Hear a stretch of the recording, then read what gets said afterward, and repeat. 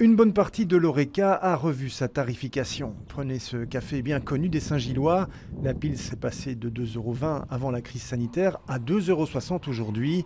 Les personnes que nous avons sondées comprennent cette inflation.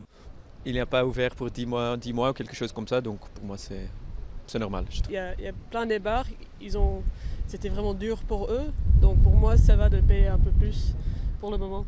Sans oublier qu'AB InBev distribue à ses clients des verres de 30 et non plus de 25 centilitres. Les cafetiers devaient ajuster leur prix en conséquence. Si certains n'ont quasiment pas modifié leur carte, d'autres en revanche ont eu la main lourde sur l'un ou l'autre produit. L'Orval facturait 5,50 € par exemple. Il y a une demande forte, une offre plus réduite. Et la loi de l'offre et de la demande fait que les prix vont immanquablement augmenter. Donc dans une inflation, mais qui reste encore raisonnable. Par contre, on a aussi un effet de rattrapage. C'est-à-dire que ces établissements ont été fermés pendant un certain nombre de mois.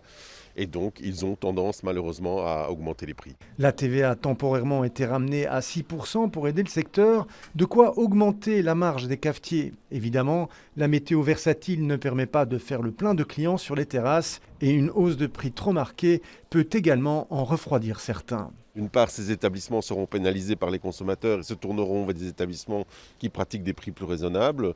Et d'autre part, le fait qu'il y ait une concurrence fait que les prix vont sans doute revenir à la normale aussi. On va revenir dans des conditions normales.